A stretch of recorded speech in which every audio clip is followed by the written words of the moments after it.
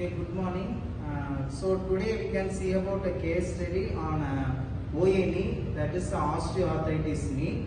So mainly osteoarthritis patients age group between 40 to 60. So mainly causes that is obesity and any diabetic mellitus. So idella main causes are. So these causes will leads to the OA, osteoarthritis knee varukku chance jaasti irukku. Mostly females only affected by this disease, and so assume this is a ONE patient. So ONE patient நம்ம வெச்சுக்கலாம். So இவங்களுக்கு பார்த்தோம்னா mostly age 45 years old.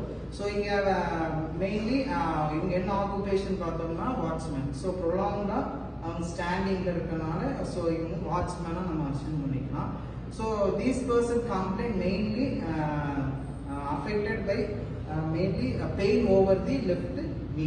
Okay, so mainly pain over the left knee.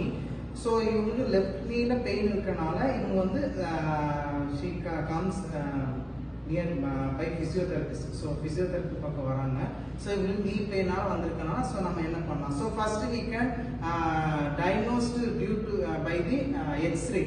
So radiographic, அதாவது X-ray மூலமாக தான் first OA நம்ம இருக்குது இல்லையான்னு கண்டுபிடிக்கும். ஸோ கிரேடிங் 4 கிரேட் இருக்கு. ஸோ அந்த கிரேட் தகுந்த மாதிரி தான் நம்ம வந்து ட்ரீட்மெண்ட் வந்து நம்ம அப்ளை பண்ணுவோம். So first he had a second grade. So second grade ONE இருக்கனால இப்போ நம்மகிட்ட வந்திருக்காங்க. So left side ONE diagnose பண்ணியாச்சு.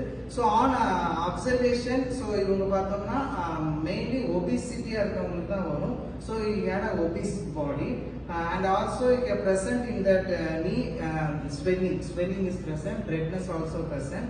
So and also muscle wasting you can see in the quadriceps muscle.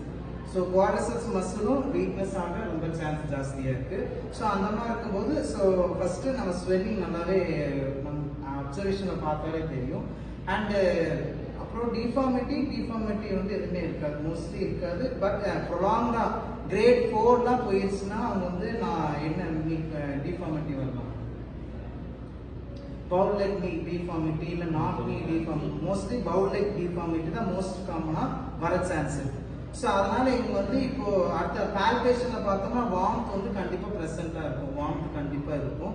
அந்த பால்பேஷன்ல இது வந்து மசில் வேஸ்டிங் போயிருக்கனால கண்டிப்பா வந்து ஃபிளாபியா இருக்கும், மசில் டோன் வந்து ஃபிளாபியா இருக்கும். ஸோ ஆன் எக்ஸாமினேஷனை பார்த்தோம்னா first we can see about the range of motion.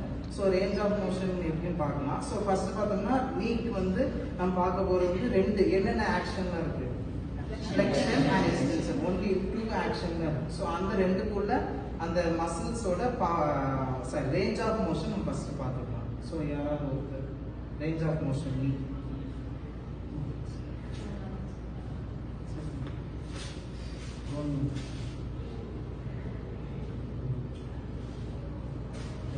வந்து பல்கம் ஃபிக்ஸ் பண்ணிக்கலாம். இல்லைன்னா லேட்டரல் கண்டக்டை ஸ்கீமரை ஃபிக்ஸ் பண்ணணும்.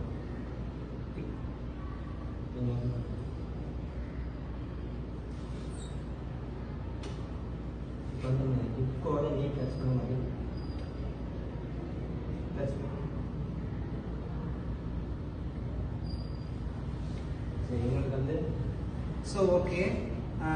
So fulcrum so lateral aspect of the நீல இருக்கணும். அதே மாதிரி மெயின்லி ஸோ இது வந்து நீ ஃப்ளெக்ஸ் பண்ணுறதுனால மூவபிள் ஆர்ம் வந்து due to the lateral side of the fibula side தான் இருக்கணும். ஃபிக்ஸ்டு ஆர்ம், ஸ்டேபிள் ஆர்ம் பார்த்தோம்னா fix in the lateral side of the thigh, அதாவது ஹியூமரஸ் வந்து ஃபீமருக்கு சைடில் இருக்கும். ஸோ இப்போ ஃப்ளெக்ஸ் பண்ண சொல்லலாம், ஃப்ளெக்ஸ் பண்ணுங்க. ஸோ நீ ஃப்ளெக்ஸ் ஆகணுன்னே ஸோ இதான் knee joint range of motion. So mostly பார்த்தோம்னா ஓஏ நீ பார்த்தோம்னா knee joint range of motion வந்து மோஸ்ட்லி கம்மியாக டிக்ரீஸாக தான் இருக்கும். அடுத்து பார்த்தோம்னா muscle power. So muscle power யார் பண்ணுறோம்? ஸோ மசில் பவர் வந்து ஹை சிட்டிங்ல தான் பண்ணணும். காலை வந்து லைட்டாக கொஞ்சம் உங்களால் முடிஞ்ச அளவுக்குள்ள இவங்களுக்கு வந்து இப்போ ஆன்டி கிராவிட்டி ஸ்ட்ரைட்டாக வருது. அதனால மசில் பவர் வந்து ஒரு 3 இருக்குது அப்படின்னு வச்சுக்கலாம். இப்போ நான் வந்து கொஞ்சம் நார்மலாக வச்சுக்கோங்க. இப்போ வந்து காலில் பார்த்துக்கோங்க. அவங்களால வந்து ஃபுல்லாக போக முடியல, லைட்டாக தான் போகுது. அதனால வந்து இது 3+. ஸோ இது வந்து 3+. So muscle powers 3+. So muscle tone ஃபிளாபியாக இருக்கும். ஸோ வீக்னஸ் வந்து என்ன, குவாட்ரிசெப்ஸ் மசில் வீக்னஸ் இருக்கு. So treatment based physiotherapy treatment. So mainly first வந்து அப்ளை பண்ணும்போது wax therapy. So wax therapy 10 to 15 minutes நம்ம வேக்ஸ் அப்ளை பண்ணுவோம். அடுத்து பார்த்தோம்னா ஸோ பெயின் பார்த்தோம்னா மோஸ்ட்லி குவாட்ரிசெப்ஸ் மசில் பெயின் இருக்கும். ஸோ நம்ம டென்ஸ் வைக்கலாம். லேட்டரல் சைட்லேயே நமக்கு பெயின் அவங்களுக்கு பேஷண்ட் ஃபீல் பண்ணுவாங்க, அந்த இடத்துல டென்ஸ் வைக்கலாம். டென்ஸ் அந்த டிரான்ஸ்குட்டேனியஸ் எலக்ட்ரிக்கல் நர்வ் ஸ்டிமுலேஷன். ஸோ அது பண்ணலாம். ஸோ அடுத்த ஸ்ட்ரென்தனிங் எக்ஸசைஸ் பார்த்தோம்னா குவாட்ரிசெப்ஸ் மசிலுக்கு வந்து என்னென்ன தெராபல் எக்ஸசைஸ், இல்லைன்னா ஹைட்ரோதெரப்பி, அடுத்தது சாண்ட் பேக்கு. ஸோ இந்த மாதிரி எக்ஸசைஸ்லாம் நம்ம பண்ணலாம். ஸோ பேஷண்ட் வந்து அப்போ பெயின் வந்து ஃபீல் பண்ணுறது.